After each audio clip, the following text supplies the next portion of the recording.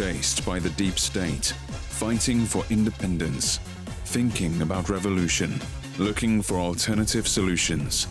The enemies of the deep state will tell you what others even don't dare to think. Manuel Ochsenreiter and Mateusz Piskorski. Hello. This is again the podcast, DieGutenMenschen, Public Enemies of the Deep State. My name is Manuel Ochsenreiter. I am editor-in-chief of Germany's #1 news magazine, Zuerst. And I speak again to my friend and colleague, Mateusz Piskorski, as we see from dark Poland. What happened? There is no sun over Poland, right? Well, the sun has ceased to exist a few years ago over this country. So we live in a dark authoritarian medieval ages. But this is at least you don't claim Germany stole the Polish sun, right? Yes. so after the podcast, someone has stolen it. We are wondering who. Look here, no sun. We aren't it. I know it was not you, but we'll find the guilty. Did you already think about Bhutan? Yes, I think that many traces show that they were involved. Mm-hmm. But yes. For our next analytic podcast, I think. Who stole the sun? Yes. But today we speak about something which is really all over the European media. So today we are not speaking about the topic which is far away, and we too put the sunlight, sorry to say the light on it. Today we speak about the topic which is now, I think, really of all geopolitical topics in Europe, the #1, and this is the really bad relations between the Russian Federation on one side and Germany on the other side. Why is it important? It is because if Germany has bad relations with the country, whole Europe is influenced by that. So whatever Germany does. What is your impression as a Germany friend from Poland? I want to ask. My impression is, and I think for myself, it helps to be outside Germany, because then you have really another view than if you are inside. It is that the relations within a short time, and a short time in politics means some month, really worsened. From a tableau of relations, which was already not so good. So we can say from not so good relations, it became even worse. That is my impression. What is yours? Well, we try to read and analyze the speeches of Russian officials, for instance, yes. And if we look at the last statements of Minister of Foreign Affairs Sergey Lavrov, we can notice that there is a big change when it comes to Russian approach to Germany. I think Russia is a little bit fed up with what German authorities are doing after the case of Navalny. That this was let's say the last drop that has decided about that has influenced the different approach Russians have now. But well, on the one hand, we still have information that the Nord Stream 2 project is being continued, that we have now a small company, Fortuna, I think, which is finishing the project on the German coast. We have 93% of the whole investment ready, of the whole project ready. On the other hand, we have deteriorating political relations, I think. So this is not about economy, this is not about energy, because I don't think that the political relations, which are very bad, as you told now, can somehow influence the biggest economic projects and economic cooperation between two countries.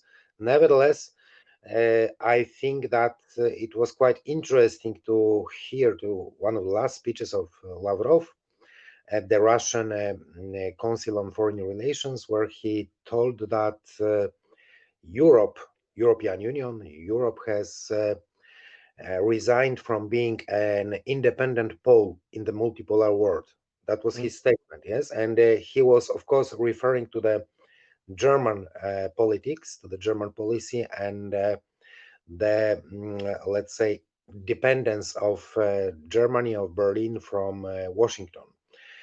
That was caused by the remarks of the Minister of Defense of Germany, I think, but also by the case of Navalny, as I have already noticed.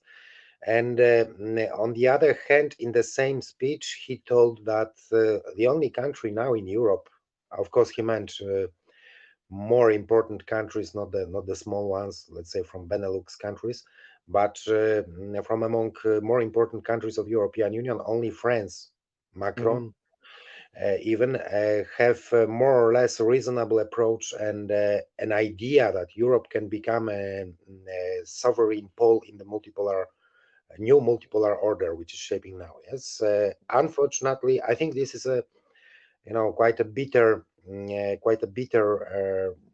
statement by him, and quite a bitter opinion about Germany. But nevertheless, yes, there are several indicators that show that, in my opinion at least, Lavrov is to some extent right. What do you think about that? I mean, has really Germany resigned from being a core of the new geopolitical, geo-economical pole in the multipolar world? Well, that Germany itself, as a state and as a nation, doesn't even want to be by itself a pole, I think that is sure. That is, by the way, what you always hear from countless high officials also working in the German foreign relations sphere. By the way, there is an interesting story which was always told by one of the heads of the AfD fraction in the Bundestag, by Alexander Gauland, who, and I think there is now a lot of truth in it, in that remark. Sorry, he said that he was once at an event with very high-ranking diplomats, and a foreign diplomat, I don't remember from which country, asked a German diplomat, what are the German interests? What are the German aims in foreign politics? And the German diplomat answered, by the way, totally correctly and totally in accordance to the official German line. He answered, Germany doesn't have any interests by itself. We have the European interests we are following and the Western interests. So what Gauland said, that this was for the foreign diplomat the most disturbing and worrying remark he could hear, because he actually didn't hear Germany doesn't have its own interests. What he heard is, I will not tell you our interests. That is what the message, what he received.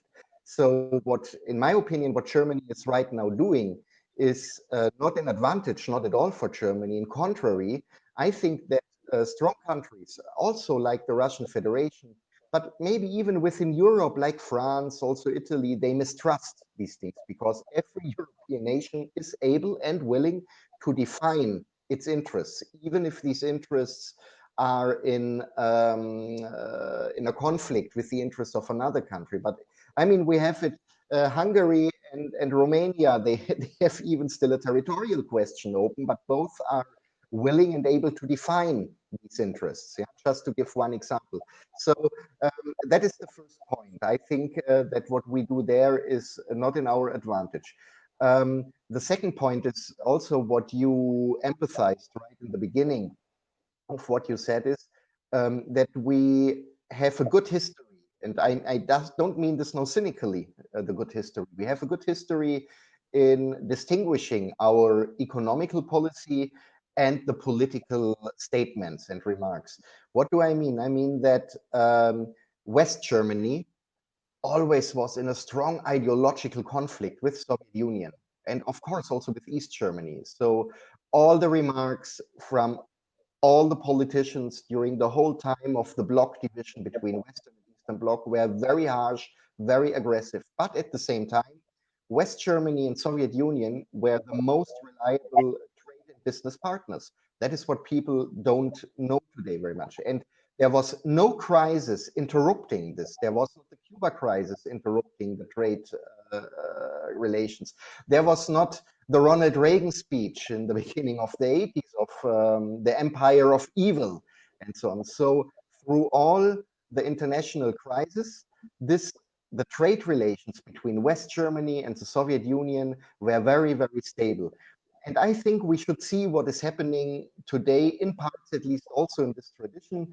That means we have these very, very harsh political statements when it comes, the last case was Navalny, but at the same time, Angela Merkel is pretty well caring that the Nord Stream 2 project is not endangered. What we don't know is what will happen after Merkel. So we have 3 candidates of the CDU party, where I would say 2 are very likely to become the leaders of the CDU and maybe then also Chancellor of Germany.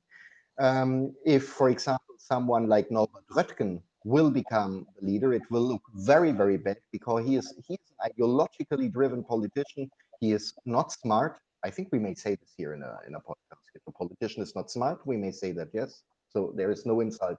He's not smart. He's ideological driven.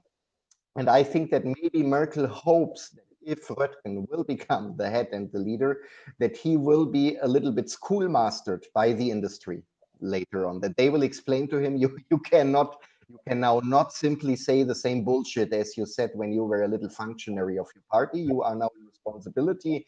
There are a lot of jobs. There is a lot of money hanging on it. There's a lot of tax income, a lot of infrastructure of us. So now behave responsible. I think that is maybe a hope, but we don't know how it comes in future. When we look at the recent relations, and you mentioned the statements of Lavrov, that tells a lot about, not just about Germany, by the way, it tells a lot about the whole condition of Europe as a political entity today. I mean, to consider out of all Emmanuel Macron's France as a potential partner, in difference to the other European nations, doesn't show how great France is. It shows simply how bad the conditions in Europe are, because in a normal Europe, someone like Macron for sure would never ever be the first choice for a foreign power to deal with. Let us say it like this: it would be always Germany, and that it is now not anymore Germany shows simply that we Germans or our government crossed the red line, that the conditions became so bad that even a Macron in France is the better partner than we are. And that shows simply how bad the conditions are. And we see also, I mean, I think that Lavrov is also, I mean, I think that the Russians have a tradition of analyzing and observing the situation in foreign countries much more than many European countries have today. I think that there is a certain depth in analysis in Russia we don't have even more in the Western countries, where things change very quickly. And Lavrov is, I mean, not without a reason, somehow called the last European diplomat out of all, because that is really, I mean, he's a heavyweight in his business, and it's for a reason that he is for such a long time foreign minister. And I think if Lavrov one day has to go, he will leave a very, very big gap, and it will be very hard to fill it. But when Lavrov says something like this, and when Lavrov observes the things, and when we see, for example, that from Germany, an Annegret Kramp-Karrenbauer, or Annegret Kramp-Barbarossa, as we know her, as we call her as a joke, as a defense minister who has no experience at all in all military questions, who came there as a pure apparatchik. There is no other reason. So this woman has no idea about military question, no idea about defense policy. She has some ideas about gender mainstreaming, some ideas about LGBT and whatever, and about progressive society ideas, but not one idea. So this woman doesn't even know how it feels to spend one night in an army bivouac, and to say it like this. So she has no idea. And when she is giving an aggressive remark against the Russian Federation, I think that the Russians are receiving this message totally right, not just as an aggressive message, but they might see when one of the global leading industrial nations like Germany allows a person like Annegret Kramp-Karrenbauer to be the head of their defense forces and not to do anything against this person giving such statements to the global public, then the conditions of power in Germany are deeply disturbed, because one would expect, of course, that if she says something like this, or that the chancellery says, no, don't give such statements and so on. But no, this didn't happen. And I think the analysis is completely right. It shows also some kind of political chaos, which is not equal to a power chaos. That is what we don't have. There's Angela Merkel, but we have a chaos of political opinions and a chaos of political competence, I would call that. And Annegret Kramp-Karrenbauer has zero political competence. I think she proved it by what she said. And if she would have only a little idea about German-Russian relations and about the sensitivity of these relations, about the chances and the risks of these relations. I mean, we all know that in those times when Germany and Russia were in good terms and cooperated with each other, I mean, these two nations were, let us say now, capable to dominate the world, if that would have been further on. In the moments when these two nations were in a discord with each other, and when the discord came to a war, both nations were absolutely destroyed. I mean, in the wars where we were, it was Germany and Russia which had the most casualties, where literally every war zone was destroyed. There was nothing like this in France, in UK, and I think Poland looked, compared to the Russian and Russian areas of the war, I think pretty okay. Or do I maybe okay? There was the Warsaw Uprising and so on. I know, but that war between Germany and Russia was really a war of extermination. Yeah, that there is no nice word to say about this. You have a minister who ignores all these facts, and who has obviously not one single consultant who would tell her, don't, here we have to be much more sensitive. You can say these things about Bulgaria, Italy, or whatever, but not when it comes to Russia. That shows the deep-rooted incompetence, and this incompetence is dangerous. And I think Lavrov very, very well analyzed this incompetence. I think the decision and the view of Russia towards France is not rooted in an analysis what says Germany might be aggressive against us. It is an analysis of disappointment, which says Germany is incompetent. And incompetence is can be in business and trade relations even more dangerous than in political relations. So in my opinion, it is rooted in this, in a realization that the political class in Germany, how it presents itself right now, is not capable to secure good relations, let us say maybe for the next 10, 20 years, until it is replaced maybe by another political class, by another political elite. Or what do you think? I think it's disappointment and reality-based swift, what Lavrov was supposing. It is not a punishment, or now I show it to the Germans, or we have to be careful with the Germans. I don't think that anyone in Russia is afraid that Germany might turn aggressive against Russia. I think it is simply the realization that Germany, as it is presenting itself today, cannot be a reliable partner. That is, I think, the fact, the root of all that. No, I think that the problem is much bigger than Germany itself, because I think that, yes, definitely we have a multiple award in process. I mean, it's being created now. And the question is to all of us, to all European countries, all Europeans as such, if we will live in an area which is more or less independent from other centers of power, and we will build our own center of power in economic terms, in technology terms, in political and defense terms. Or the other option, if we will stay dependent, totally dependent on an external power, another geopolitical pole, which is United States. So this is a question about the future independence or potential independence of Europe as such. As we both know, and I totally agree with you, that the only still really existing economy and industry of Europe is German one. Mhm. Of course, we know that France has its, let's say, nuclear arsenal and some weight in foreign policy, particularly in Northern Africa, let's say. But nevertheless, compared to Germany, from the economic point of view, it's not an important country. I mean, it's not a country which could build an alternative pole in continental Europe. So without the German participation, it's practically impossible that Europe becomes a sovereign player in world geopolitics in the multipolar world. So the disappointment, I think, the disappointment of Lavrov springs from the fact that the Russians, at least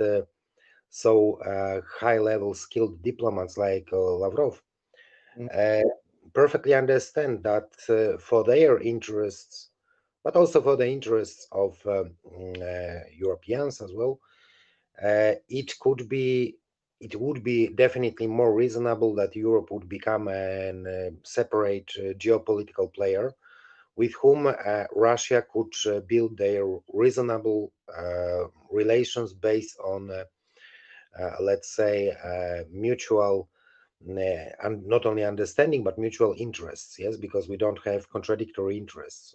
I mean, continental Europe and Russia. So at this moment, I completely understand the disappointment of Lavrov, but we in Europe, we as Europeans, should be even more disappointed with what Germany is doing now. I mean, the German politicians. There is still some hope, of course, and well, I still think that, let's say, the economic elites, the business elites, we are talking about from Germany, the Ostausschuss, and people working there, people doing business with Russia or the East, will still, let's say, try to make Germany more or less independent in the future. And in doing so, they will also enable Europe to become an independent player. On the other hand, we see the alternatives, namely the alternative für Deutschland, and it was quite interesting for me, but it also tells us more about the Russian-German relations when we see that the Russian foreign minister invites and talks to the largest, the biggest opposition party in Bundestag with the members of the leadership of AfD lately. And this is also a kind of clear signal, a kind of answer to what Germany was doing. I mean, officials from Berlin were doing, I think, not only this year with Navalny, but it was also before that, when any kind of even, completely insignificant, unimportant opposition activist came to Berlin, he was at once invited by the politicians, by the high-level, high-ranking officials of the Ministry of Foreign Affairs, and so on and so on. Yes, so the Russians, concerning the fact that they really observe the rules of diplomacy, they tried not to do that throughout those years. I mean, they haven't invited. I mean Lavrov here. Yes, they haven't invited Die Linke or politicians or Alternative für Deutschland politicians for official meetings. But after this case with Navalny, I think also something has changed in Russia, and Lavrov and his advisors came to a conclusion that they are now starting to talk with the opposition. I mean, with those parties, with those political circles who really want to talk to them and who really present another view on German-Russian relations than the governing coalition. So that was also a very important fact, I think, and that was also an important signal that should be somehow interpreted by Angela Merkel and the German government, and they should. I mean, this meeting with the AfD members should make Berlin think about maybe changing, modifying their approach to Moscow. I hope that it will work. What do you think about that?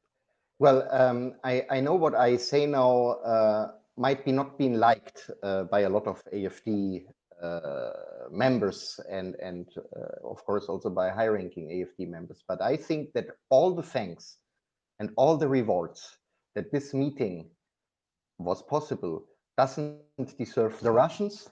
It is all that all deserves Angela Merkel, because she created an atmosphere by, I mean, let us be now really straight and stand with the facts. The invitation of Alexei Navalny to Berlin was absolutely unnecessary. It was an absolute unnecessary provocation. It is not justified neither by the political influence of Navalny. You cannot even compare Navalny with the AfD. He has not one single guy sitting in the State Duma, in the parliament. In polls, he is somewhere less than 2%, as if I'm right. So that kind of opposition, which is around Navalny, practically doesn't play any role within the Russian Federation. It would be like, so the counter-strike on the level of Navalny for the Russians would have been to invite some totally unknown Bavarian local politician who has his little party but is not even known in Germany. You know, it would have been the same level. But what Lavrov did, I think that was a very smart move also to invite AfD, because Lavrov will know exactly that the AfD is not just the biggest opposition party in Germany, but it is as well the most persecuted and political force in Germany. And when I say persecution, I use this term quite reasonable. I don't use it now as propaganda. You must imagine how they are treated by the government. They cannot hold their party conventions. Then there is made pressure by the government that they don't get rooms, that they don't get a hall.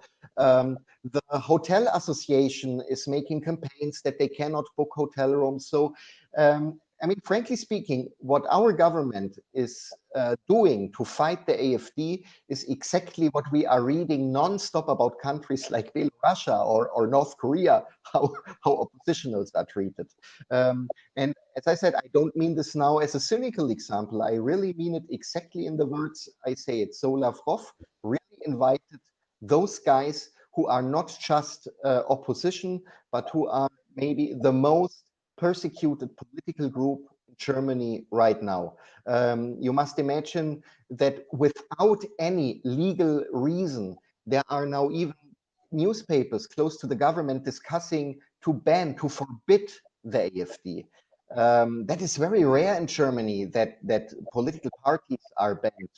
That doesn't happen so often. But so I would say the wrath of the political establishment is now without any limit. They are, of course, afraid. So what Lavrov did is he invited representatives of not just the biggest oppositional force, but of the most feared opponents of the government and the whole political class.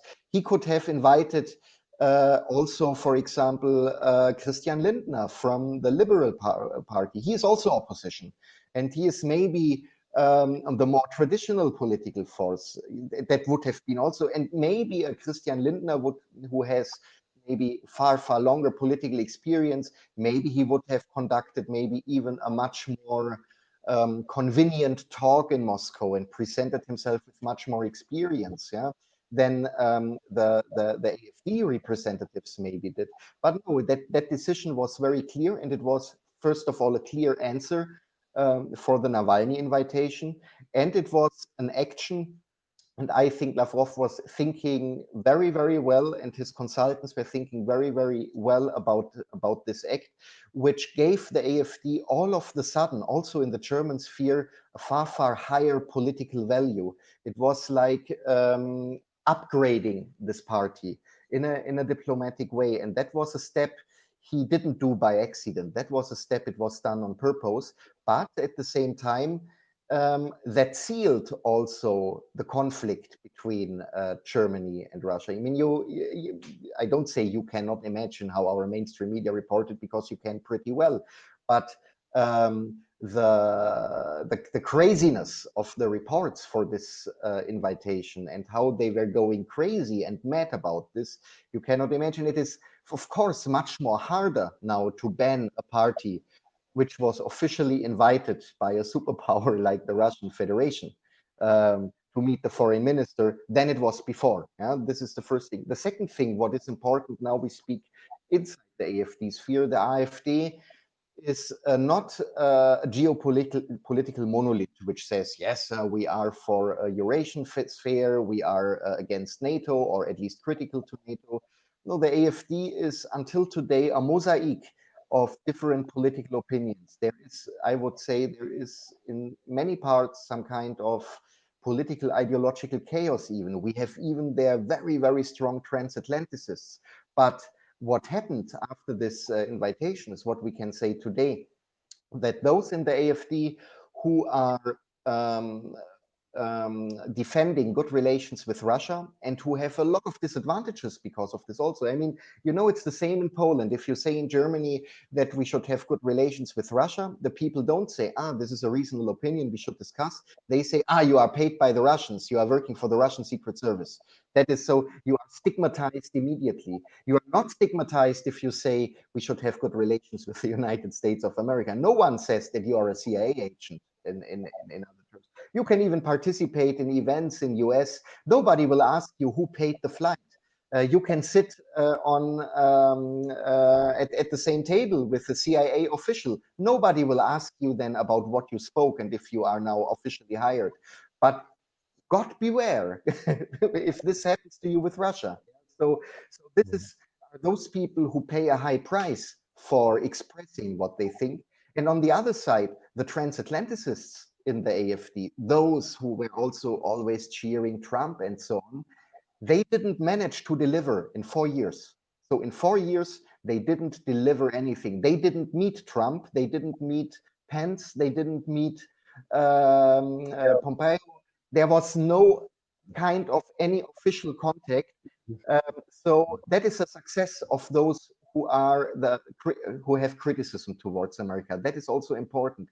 And we have to say, it is not like it's just because the Americans didn't want and so on. No. We have to remember that, for example, someone like Nigel Farage indeed was meeting Trump and that there were contacts. So other right-wing European powers, European parties were able to establish such contacts. But in the AfD, the transatlanticists couldn't. That has also maybe to do with competence, and they didn't deliver. So this meeting also enforces, and those forces in the AfD who are openly critical towards America and openly friendly towards Russia. So, and I think that all these different aspects were very well planned and overthought by Sergey Lavrov. I don't think that he is doing anything by accident. He's not Annegret Kramp-Karrenbauer, who is giving a remark in public and later on thinking about and thinking maybe it was not so smart. I think everything what comes from the Russian diplomatic sphere is very, very well overthought and analyzed before it is expressed to the public. Well, you have touched a very important topic, I think, which is to be discussed by us in the future, I hope. The question of different cycles and different geopolitical views within the ranks of, let's say, right wing or far right of Europe, yes?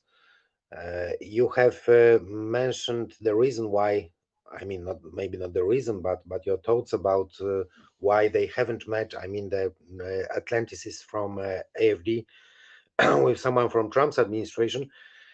I would look for an answer in a general attitude of American administration towards Germany. I mean, not only towards AfD, but towards Germany as a country, yes, which was, let's say, very diplomatically quite skeptical during Trump administration. On the other hand, I mean, the topic itself is very interesting. I think that we should, if our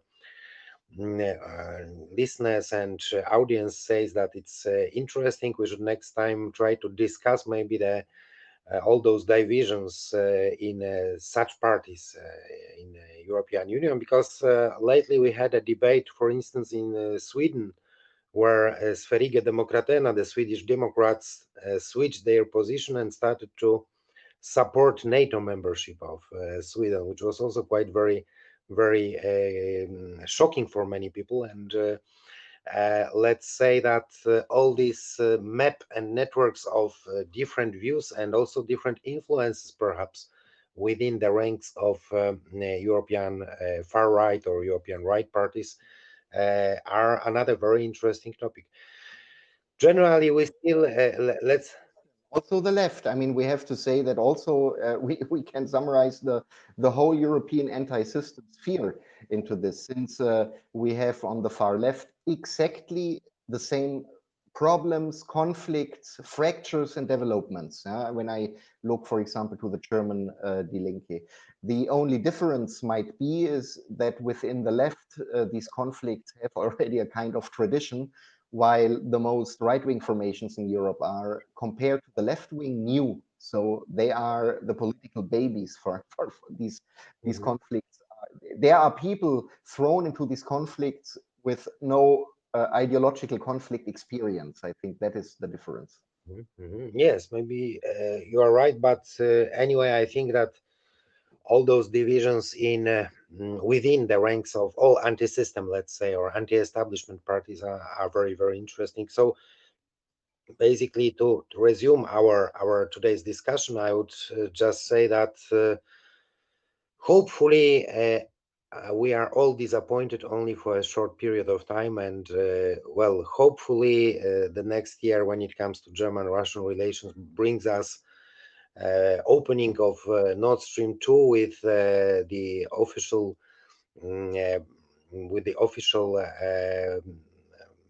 presence of Chancellor Angela Merkel and Vladimir Putin. What do you think? Is it possible? Yeah, make Germany great again, of course. Yes. So hopefully they will put in Nord Stream 2 together and make some photos there. Yeah. Yes. But last but not least, also with this topic, we realized now also within the debates, the biggest problems would be solved in the moment when Europe is totally and completely de-Americanized. That is what we can say at the end, right? And this is the most important message of our podcast. Absolutely. And last but not least, I would have, is it appropriate to do at the end a joke with the Third Reich? I mean, it is. I don't know. You would have to ask the YouTube administration about that, not me. Is that okay? Okay. So, do you know why Annegret Kramp-Karrenbauer couldn't have made a career in the Third Reich as a defense minister? Why? She was too anti-Russian. Yes, that's true. When we read her articles, you're right. But a good job. Okay, so it was great to talk to you again, and I look forward for our next topics. I think while we were speaking, a lot of new wars broke out, and keep an eye on Bhutan. Yeah. That's strategically important. Okay. See you later. Bye-bye. Thanks a lot. See you.